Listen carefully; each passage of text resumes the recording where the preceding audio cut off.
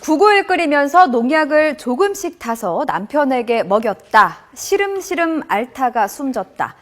마치 공포영화에서나 나올 법한 일이 경기도 포천에서 벌어졌습니다. 전 남편과 현재 남편, 시어머니까지 가족 3명을 끔찍하게 살해한 무서운 아내의 이야기인데요. 이들이 서서히 죽어가도록 맹독성 농약을 음식과 음료수에 조금씩 타서 먹이는 방법으로 살해했습니다. 이렇게 해서 이 여성이 타낸 보험금은 무려 10억 원에 달했습니다. 이 10억으로 호화 생활을 이어갔는데요. 백화점에서 하루에 수백만 원을 쓰고 골드바를 사거나 고급 차량을 몰고 다녔고요. 동호회 활동을 하겠다면서 2천만 원짜리 자전거도 사고 겨울에는 거의 매일같이 스키를 즐겼습니다. 살인의 사치스러운 생활을 하면서도 욕심은 끝이 없었습니다. 자신의 친딸에게까지 농약을 먹여서 보험금 700만 원을 타냈습니다. 범행 욕구를 자제하지 못하는 사이코패스일까요? 아니면 애초부터 보험금을 노린 계획 범죄일까요? 지금 이슈대담에서 자세하게 이야기 나눠보겠습니다. 예, 오늘은 좀 기가 막힌 얘기들이 많습니다. 그 기가 막힌 얘기들을 함께 해주실 3분 모셨습니다. 이양주 정치평론가, 그리고 평택경찰서장 출신이시죠. 박상윤 변호사, 그리고 검사 출신이시죠. 김광산 변호사 3분 나와 계십니다. 예, 안녕하세요. 예. 자, 먼저 사건 개요. 이거 참 기가 막힌 얘기 아니에요? 네. 포천에서 전 남편과 그다음에 그 다음에 두 번째 남편, 그리고 두 번째 남편의 어머니, 그러니까 시어머니, 이렇게 3사람을 농약으로 이제 살해한 사건이죠. 근데 목적은 보험금이었습니다. 9억 한 뭐 몇천만 원 된다는 한 10억에 가까운 보험금을 타게 되는데, 사실 3명만 이렇게 살해한 것이 아니고 전 남편의 시어머니도 살해할 의도를 가지고 있었다고 그래요. 아, 전 남편의 시어머니. 시어머니도. 근데 보험금을 그러니까 전 남편한테 이제 한 300만 원 정도 보험금을 납입하고 있었는데, 시어머니한테 또 한 200 정도를 가입하려고 했더니 그 보험사에서 이 사람이 돈이 많은 사람이 아닌데 어떻게 이렇게 많이 내나. 500만 원씩 한 달에 내느냐. 네. 그래서 안 받아줘서, 보험사가 안 받아줘서 그 전 시어머니는 살아셨다고. 그러니까 보험사가 그 시어머니 살려주신 겁니다. 네. 네? 야, 근데 이게 어떻게 보세요? 이 친딸한테도 이게, 아니, 물론 제가 볼 때 이 여자가 제정신이 아니죠. 근데 아무리 미쳤다 그래도 어떻게 자기 딸한테 제초제를 먹입니까? 그러니까 이게 완전히 정신이 나간 것 같아요. 이 여자가 잡히고 나서 오히려 내가 범행을 멈추게 해준 경찰에 고맙다. 이런 얘기까지 했거든요. 친딸에게는 아마 제초제를 천천히 먹인 것 같아요. 오히려 친딸이 입원해가지고 허위로 그 입원금을 타낼 목적으로 한 것 같아요. 근데 이게 딸은 뭐 전 남편, 뭐 현 남편, 또 현 남편의 시어머니, 또 전 남편의 시어머니 했다 하더라도 이게 딸도 이제 전 남편의 딸이거든요. 그렇다고 그래가지고 자기가 낳은 딸인데. 그래서 자기 뱃속으로 나온 딸을, 이거는 제가 볼 때는 도저히 아무리 보험금 돈이 좋다고 하더라도, 예? 딸을 그 범죄의 대상으로 삼을 수는 없거든요. 진짜, 아니, 이거 사이코패스죠? 예, 뭐 사이코패스도 뭐 정도가 엄청 심한 사이코패스라 보고요. 우리가 보통 사이코패스 테스트 하면 만점 받을 것 같아요. 맞아요. 네? 그런데 우리가 이제 인면수심이라고 하는데, 사실 짐승도 자기 부모나 자기 자식은 절대 건들지 않거든요. 당연하죠. 예, 예.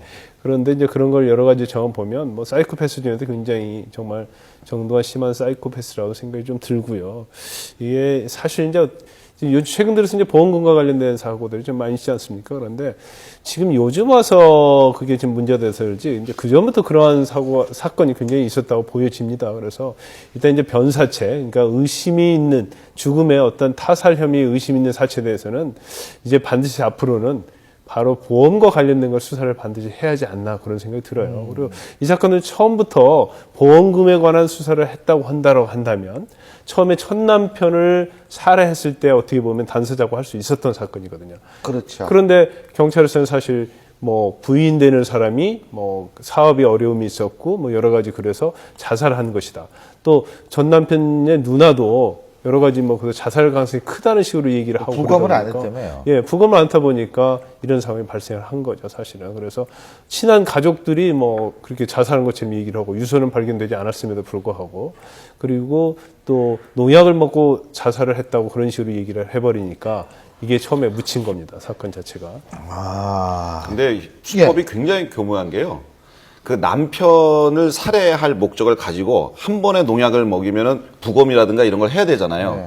그러니까 이제 이혼한 남편이죠. 전 남편이 집이 없을 때 몰래 가서 그 음료 주스통 있지 않습니까? 거기다 소량의 제초제. 그라목손입니다. 제초제. 그라목손을 조금씩 넣어서 아무도 모르게 서서히 이제 죽어가게 만든 거죠. 그렇게 살해를 했고, 두 번째 남편도 마찬가지고, 시어머니도 마찬가지고요. 그 집에서 발견된 것 중에 쌀 있지 않습니까? 쌀에 농약 가루가 이렇게 있는 게 발견이 됐답니다. 섞었군요. 그러니까 농약을 미량을 섞어서 밥을 할 때마다 조금씩 먹여가지고 저는 딸을 살해할 의도가 없었다고 이렇게 얘기는 하는데요, 이 사람이. 설마 딸을 살해하려고 했을까요? 하지만 죽을 수 있었습니다. 왜냐하면 이 그라목손이라는 게 지금 2012년부터 지금 판매가 안 되는 거예요. 왜냐하면 워낙에 맹독성이라 이건 요즘 파는 제초제들은 주면은 한 4, 5일 후에 그 풀들이 죽는데 이 그라목손을 주면 바로 바로 누래지는 죽는 거거든요. 이게 이렇게 우리가 먹으면은 이게 이게 폐나 장을 다 녹인다고 그래요. 뭐 위세척을 해도 이거는 뭐 살릴 수가 없다고. 그렇게 맹독성인 것을 사용했다면 딸도 자칫하면 사망에 이를 수 있었던 그런 위험한 상황인 것 같습니다. 그러니까 저는 그 딸도 이용을 할 가능성이 높았다고 봐요. 이 정도의 사람이라면. 근데 지금 우리 이양수 평론가께서 안 판다고 그랬는데 어디서 구했죠? 그러니까 이제 이 사람의 진술은 옆집 할머니한테 구했다. 또 옆집 할머니는 또 옆집 할머니한테 구했다. 이렇게 하거든요. 근데 저는 아무리 농약관리법 있으면 뭐합니까? 그걸 누가 관리 감독을 해야죠. 농약을 파는지 안 파는지, 농약상에 대한 그 금지물을 파는지, 팔 때 엄격하게 허가를 받는지, 이거 누가 관리합니까? 아마 이거 농약 관리, 아마 책임 전부 다 떠넘길 겁니다. 그런데 이제 이 여자가 굉장히 치밀하다고 생각되는 게 뭐냐면요. 사실 제초제를 한 번에 먹이면요. 바로 거품을 묻습니다, 거품. 거품을 그 자리에 쓰러지고 또 이 온몸이 색깔이 변하거든요. 예. 그런데 이게 사실 이 제초제를 조금씩 먹이면 가장 치명적인 게 폐거든요, 폐. 그래서 이게 조금씩 먹게 되면 이제 폐에 염증이 생기고 이제 폐렴으로 이게 진화가 되면서 장기 또 영양까지 가서 결국은 서서히 죽는 걸 보면 과연 그냥 가정주부가 어떻게 이런 내용을 알고 있었을까라는 굉장히 의심이 좀 드는 거죠. 그래서 딸도 제가 볼 때는 뭐 죽일 의사는 없었다고 하는데 그렇다면 왜 죽일 의사 없으면 농약을 먹인 그렇죠. 거예요? 그런 거 보면 딸이 완전 폐렴이 걸리고 또 죽음에 이르기 전에 발각이 됐기 때문에 죽지 않은 것이지 그렇지 않으면 이게 장기간 계속 됐다고 한다면 죽여서 살해할 가능성이 크다는 거죠. 보험회사도 처음에 몰랐다고 합니다. 왜 그러냐면은 이 보험 가입을 누가 했냐? 피보험자의 남편으로 하고 보험 수익자를 예. 자녀한테 했다고 합니다. 아. 예. 근데 자녀가 미성년자 미성년자, 자녀. 그렇죠. 아. 미성년자 자녀가 보험금 수령권이 없거든요.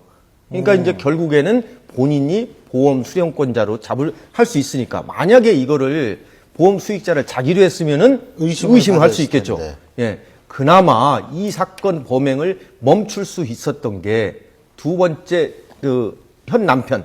예, 현 남편도 죽이고 나서 보니까 이 여자가 또 보험금을 또 타게 되거든요. 그래서 보험회사에서 이상하게 여겨가지고 수사기관에 수사를 의뢰를 해가지고 이것이 검거하게 된 거라고 합니다. 그러니까 여자가 이랬다는 거야. 이제라도 잡혀서 범행을 멈출 수 있어서 오히려 다행이다. 그러니까 누굴 또 죽이려고 그랬는지 모르겠어요. 근데 저희가 영화 친절한 금자씨라는 영화 있었지 예, 않습니까? 예. 거기에 보면은 그 감옥에서 아주 그 미운 사람을 죽이는데 락스를 갖다가 조금씩 밥에다 국에다 섞어가지고 먹여서 결국은 사망에 이르게 하잖아요. 그래서 그 영화를 보고 이 사람이 착안을 한 건지 아니면은 사실 보통 이혼한 남편을 맨 처음 죽였잖아요. 보통 이혼하고 이럴 때는 내연남과 공모해서 죽이는 경우가 많지 않습니까? 혹시나 뭐 공모한 사람이 있지 않을까. 그래서 경찰 수사는 조금 더 진행을 더 해보는 것이 어떨까 그런 생각이 듭니다. 아니 그렇죠. 예. 아니, 지금 아마 경찰이 수사할 겁니다. 또 다른 사람 죽인 게 없는지, 범행 대상을 다른 것으로 한 게 없는지, 공범은 예, 공범은 없는지. 왜냐하면 저도 이게 놀란 게요. 야, 이게 제초제를 해도 천천히 먹이는 경우는 없거든요. 그리고 보험도 가입 수법이 처음에 첫 남편 할 때 보험을 한 3개 정도 들은 모양이에요. 예. 그러니까 이게 상당히 지능보험 아니고, 그리고 이러한 사례 수법은 다른 사람한테 전해 듣지 않으면 참 어렵거든요. 예. 그리고 농약의 출처라든가 이런 것도 수사를 해야 한다고 생각합니다. 그렇죠. 예. 그러니까 이게 지금 이 사람의 이 수법을 보면은 시어머니는 잔소리 많이 해서 죽였다는 거 아니에요, 세상에. 예? 그러니까 진짜 전 남편은 그 식당에서 일하는 다른 여자와 바람이 난 것 같다. 그래서 이혼을 하고 이제 살해를 했고요. 시어머니는 잔소리를 많이 하고 혼을 많이 낸다 그래서 살해를 했고. 근데 그게 제가 보기엔 다 변명인 것 같고 보험금을 노리고 한 것 같아요. 왜냐하면 이 받은 보험금으로 뭐 백화점에 가서 수백만 원어치 쇼핑을 자주 2천만 하고요. 원짜리 자전거도 샀다는 거 자전거도 아니에요? 있고요. 예? 그렇게 펑펑 쓴 거 보면은 보험금을 노리고서 살해하고. 그런데 이제 정확하게 아직 뭐 수사 중에서 나온 것은 없는데 아마 이 살해한 이 노모 씨 여자에게도 뭐 남자가 있다는 그런 얘기 있더라고요. 그래서 진짜 공포스럽겠네요. 죽을 뻔한 거 아니에요? 예, 그렇죠. 그래서 이거 어떻게 보면 계획적으로 이런 게 된 걸 볼 수 있고요. 아까 말씀하신 이제 보험 수익자 같은 것도 일반적으로는 잘 알지 못하거든요. 그런 내용에 대해서. 그렇다면 보험에 대해서 잘 아는 사람, 그리고 농약에 대해서도 어떤 사례 관련을 잘 아는 사람이 개입될 가능성이 상당히 있는 거죠. 그래서 여러 가지 이제 조사를 해보면 결국 그래서 공범 이런, 가능성도 상당히 있다고 보여집니다. 보험 사기를 막으려면은 항상 이번에도 부검을 하지 않았습니다. 그냥 단순 농약에 의해서 자살한 것으로 추정이 됐거든요. 앞으로 이러한 사건이 발생하면은 보험 가입 여부, 자녀에게 보험을 가입한다 하더라도 이 보험을 과연 누가 들었느냐, 그리고 이 보험 수익자가 누구냐? 그리고 이 보험 수익자가 과연 보험금을 낼 만한 능력이 되느냐. 이게 보험회사에서 자료를 협조해주지 않으면 어렵습니다. 국민건강관리공단이라든가. 근데 문제는 뭐냐면은 지금 시스템은 개인정보라고 해가지고 경찰이 압수의 영장을 가져오지 않는 한 자료를 안 줍니다. 예.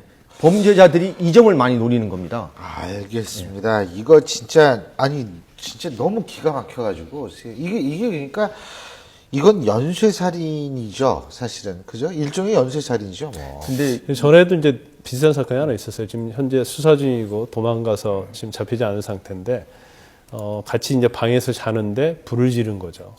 불을 지르서 사실은 본인하고 딸이, 친딸입니다.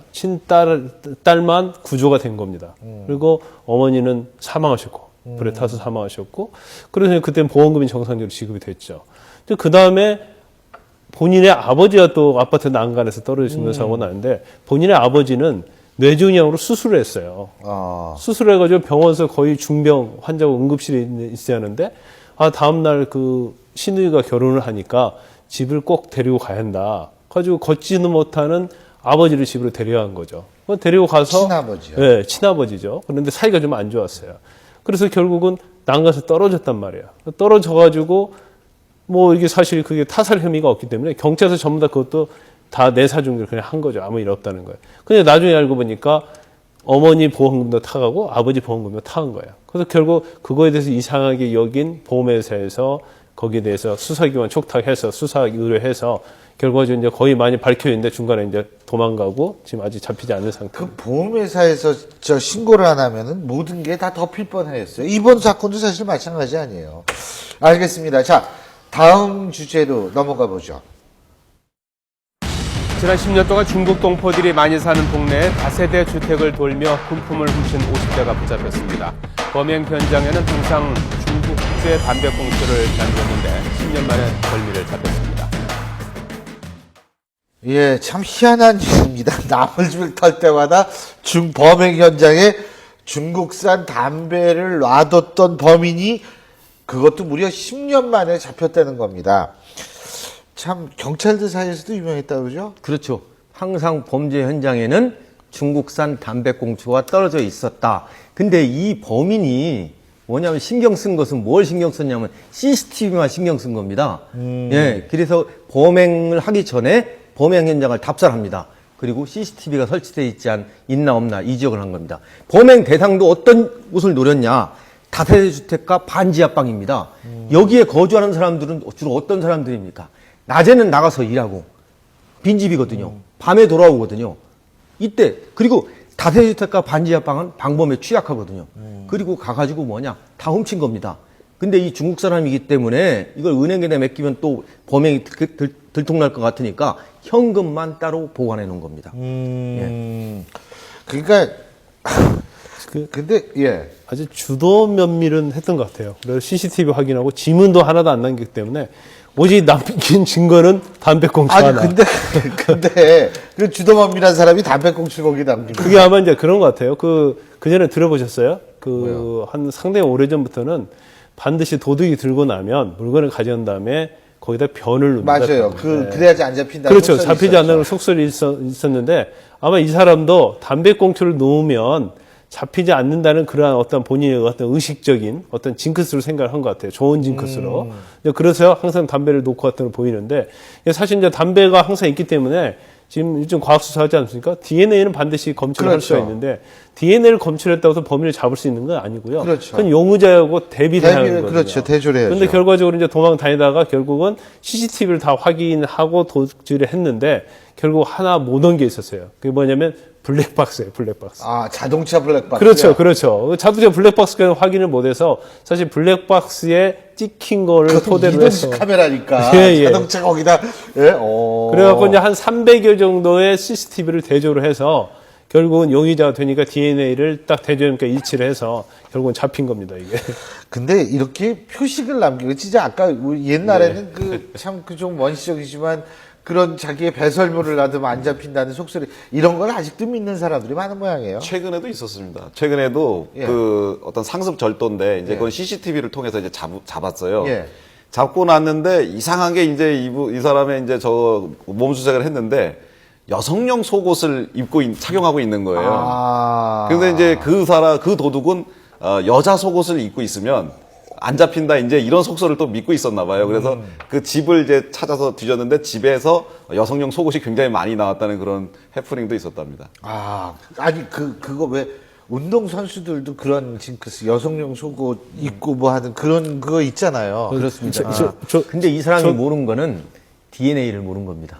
아, DNA가 그렇죠. 예. 아마 중국에서는 DNA 예, 검사해서는 안 CCTV만 신경 쓰면 된다. 아까 이 블랙박스 동영상을 예. 몰랐고 그다음에 DNA를 모르는 겁니다. 그런데 이제 징크스에 대해서 사람들이 되게 이제 자기 나름의 그런 게 있는 것 같아요. 근데 저도 사실 처음에 고시 떨어질 때 그런 걸 믿지 않아가지고 손톱도 깎고 머리도 깎았거든요. 굉장히 깔끔하게 시험 보러 갔는데 결국 떨어졌습니다. 그래서 목욕 쫙. 네, 그 다음 시험 볼 때는 수염도 기르고 안 깎고 손톱도 안 깎고 머리도 안 깎았어요. 그랬더니 합격했습니다. 아, 그렇구나. 그런 게 있죠. 예? 아니, 그래서 왜 운동선수들 톡톡하게 기르는 사람들 많잖아요. 농구 선수들은요, 네. 이 몸에 어떤 부딪힘이 심하지 않습니까? 네. 그래갖고 외국인들과의 경기가 있으면, 국제 경기가 있으면 목욕을 안 하고요. 그 다음에 마늘을 막 씹어 먹는답니다. 아, 냄새 나라고. 가까이 못 오게. 뭐, 다 그렇다는 거, 다 일종의 그렇다는 건 아니고. 스컹크 전법이군요. 다 그렇다는 건 아니고 어떤 분을 봤습니다. 그렇군요. 알겠습니다. 자, 정말 신기한 도둑인데, 우리가 또 오늘 있었던 일 중에 아주 우리가 잠깐 좀 얘기를 꼭 해야 될 주제가 있습니다. 화면 함께 만나보시죠. 길거리에서 음란 행위를 해 무리를 빚었던 김수창 전 제주지검장이 서울지방 변호사회의 변호사 직무 수사를 동안 그냥 거부당해서 보도입니다. 예, 여러분, 김수창 전 제주지검장, 화면에서 워낙 많이 나오신 분이니까 다 아실 텐데, 변호사 등록 시청에도 거부당했죠? 예. 예. 제 연수원 동기인데요. 참 안타깝습니다. 그러시군요. 선두주자로 나갔는데 예. 저는 이 공연음란, 예. 공연음란으로는 이제 경찰에서 입건을 했는데 문제는 뭐냐면 이제 검찰에서는 이 정신병 환자다. 그래서 치료를 받고 나서 해야 한다. 해가지고 기소유예 이런 쪽으로 했습니다. 근데 이제 이 사람 이제 치료받고 나서 이제 퇴직했기 때문에 변호사를 해야 되거든요. 그래서 서울지방변호사협회에다가 등록을 좀 받아달라 했는데 지금 서울지방변호사협회 회장된 사람은 좀 까다로운 사람이거든요. 또 젊은 사람이고 또 이 법조 경력보다 바로 연수원 예, 출신입니다. 예, 이거 여론을 의식하지 않을 수 없거든요. 그리고 이 김수창 검사장이 처음에 범행을 부인했었습니다. 나는 아니다. 다른 사람이다. 그러니까 서울지방변호사협회에서는 이 사람을 변호사 등록을 받아주기가 어려운 거죠. 거짓말을 했기 때문에. 거짓말도 했고 또 물론 이게 그 정신질환자 치료가 되는 하더라도 부분도 있고. 이것이 그 좀 범죄 재질이 좀 안 좋거든요. 예. 그럼 이제 김수장 검사장이 동기신가요? 예, 예. 근데 김수장 검사장님에게 기소유예, 김수장 검사장한테 기소유예 처분을 내는 주임 검사도 저희 동기입니다. 예. 검사 동기인데. 예, 그런데 이제 사실 변호사는 일단 사법시험 합격하고 나서 연수 받으면 변호사 자격이 있어요. 그런데 등록을 거부해버리면 사실 로펌이나 혼자 개인 변호사 일할 수 없거든요. 아니 근데 잠깐만 자격은 있는데 등록을 안 하면은 왜 못하죠 그게? 그건 이제 저희 자체 내규가 예. 그렇게 되겠군요. 그래서 등록을 거부하면 실제로는 변호사 개업을 할 수가 없어요. 그래서 이제 이것이 이제 지금 문제가 되고 있는 건데, 저는 뭐 개인적으로 좀 그런 생각이 좀 들더라고요. 뭐 지금 그 사유 중에 하나가 뭐냐면 굉장히 중대한 범죄를 저질렀고 또 뭐 자수거는 기간이 필요하다 그렇게 얘기하는데 사실 이게 검찰 자체에서 굉장히 철회에게 부담이 됐기 때문에 검찰 시민위원회를 열은 거거든요. 그러면 검찰 시민위원회는 그야말로 배심원처럼 뭐 시민들이 와서 판단하는 거고 그 내용을 들어본 다음에 이것은 뭐 정신적으로 좀 문제가 있으니까 치료받고 그걸 조건으로 하면 기소유예를 내렸던 것으로 보이거든요. 그렇다면 이게 과연 여론적으로는 굉장히 많이 집중을 받았지만 이게 과연 중재에 해당하느냐. 또 그 자체가 어떤 직무와 관련된 뇌물이나 그런 큰 비리 사건이 아니고 개인적인 어떤 정신적 기초한 행위에 의한 범죄라고 볼 수가 있는데 과연 이렇게까지 할 필요가 있는가? 이건 너무 본인에 대해서 무거운 거 아니야? 그런 생각이 저는 좀 들더라고요. 근데 어떻게 보세요? 이 사실 만일 우리 같은 사람이 김수창 전 제주지검장을 봤을 때 변호사를 했을 때 어떻게 생각하세요? 찾아갈 수 있을 거라고 어떻게 보십니까? 글쎄요, 뭐 이제 자숙 기간을 좀 더 갖는 게 좀 뭐 맞지 않나. 그 서울 변호사협회 회장도 아마 그런 생각을 한 것 같은데. 근데 저는 좀 궁금한 게 하나 있는데 원래 변호사 등록은 변협에서 해주는 거잖아요. 서울시 변호사협회에서 해주는 게 아닌 거로 알고 있거든요. 그러니까 여기서는 뭐냐면 서울시 변호사협회에서는 받아서 전달하는 역할만 하면 되는 건데. 전달을 안 하겠다 이제 이런 뜻인 것 같아요. 제가 보기엔 조금 권한보다 좀 넘어서는 행동을 하는 것은 아닌지 그런 거죠. 지방 변호사에서 각 지방 변호사 등록 여부를 받을 겁니다. 예. 그래서 그분은 그런데 아까 말씀하신 부분 중에서 이제 과연 이런 상황에서 의뢰인들이 과연 찾아갈 수 있느냐. 클라이언트의 문제도 있죠. 사실 그런데 아마 뭐 개인적으로 생각을 할 때는 뭐 클라이언트가 이렇게 많이 오지는 않을 겁니다. 그렇지만 일단 뭐 개업을 본인의 어떤 생계도 있고 그렇기 때문에 글쎄요. 개업을 하면서 그런 것들이 좀 완화가 되고 본인의 변화된 모습을 보여주면 그 다음에 이제 또 클라이언트를 찾을 수가 있겠죠. 알겠습니다. 자, 저희 다음 주제 한번 넘어가 보겠습니다.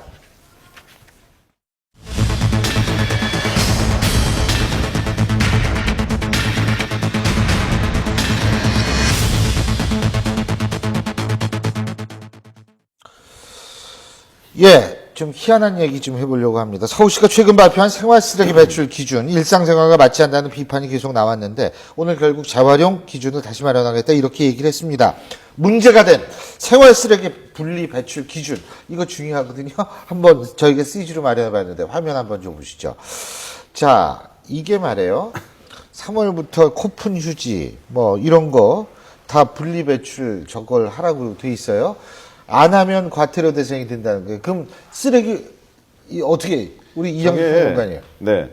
그 서울시에다가 그 이제 물어봤습니다. 서울시 담당 공무원들한테 이제 언론사에서 여러 군데서 취재를 해봤는데 사용한 핸드 타월을 그 이제 화장실에서 손 씻거나 이렇게 하면은 그거를 그 재활용에다 해야 되냐 아니면 여기 그냥 쓰레기 봉투에다 해야 되느냐. 그랬더니 담당자들 말이 서로 달라요.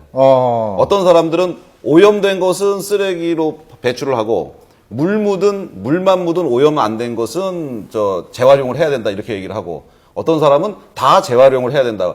그러니까 서울시 공무원조차 이 기준을 지금 명확하게 모르고 있는 상황이에요. 이 코푼 휴지 있지 않습니까? 그거를 지금 재활용을 하라고 지금 홍보 전단에는 있거든요.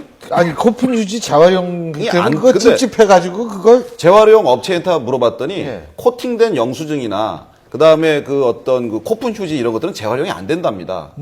특히 저기 뭐 시장에서 비닐 같은 거 이렇게 에다가 굴이라든지 뭐 오징어라든지 생선 담아 놓지 않습니까? 그런 거 재활용 안 된대요. 오히려 그 비용이 더 든다는 거예요. 그런 거 그냥 쓰레기에다 버려야 된다는데 저기는 지금 종이나 비닐은 다 거기다 넣어야 된다 그러고 영수증도 재활용을 해야 된다고 이렇게 주장을 전 전단에 나와 있거든요. 그러니까 저 전단을 여성분들 주부들한테 보여드리면 뭐라 하냐면은 이건 살림을 전혀 안 해본 사람이다. 그러니까 공무원들이 탁상에서 만든 것이지 이거 진짜 살림을 해본 사람이면 이런 식으로 재활용을 할 수가 없다. 아이들 그 저 배변한 기저귀를 이렇게 비닐이나 이런 데 싸서 이렇게 버리지 그냥 버리면 냄새나고 그렇지 않습니까? 여성용품도 마찬가지고. 전혀 현실을 고려하지 않은 거라서 무지하게 오늘 그 네티즌들로부터 질타를 받고 있습니다. 아니 이건 욕 먹어야 싸요. 예?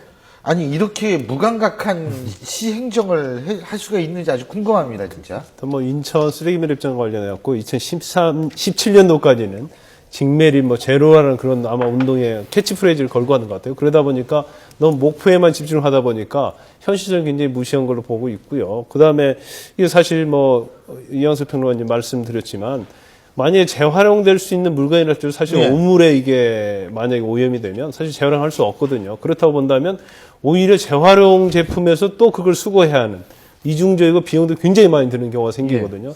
그래서 이런 것 자체는 사실 일단 좀 명확히 하고 단계적으로 좀 해야 하는데 이게 무조건 목표를 정하고 그걸 달성하려는 알겠습니다. 의욕이 너무 앞장선 것 같아요.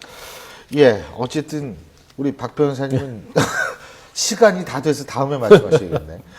그 분리수거야 뭐, 예, 잘하시죠? 탁상 행정입니다. 그렇죠. 빨리 버려야 됩니다. 예. 주부들의 마음을 생각하면서 해야죠. 맞아요. 뭐하러 거기다가 종이류 해가지고 세세한 것까지 합니까? 예. 그러니까 이게 참 잘 알겠습니다. 자, 오늘은 분리수거 모두 잘하시기 바라겠습니다. 예, 오늘 말씀 여기까지 듣죠. 고맙습니다. 고맙습니다.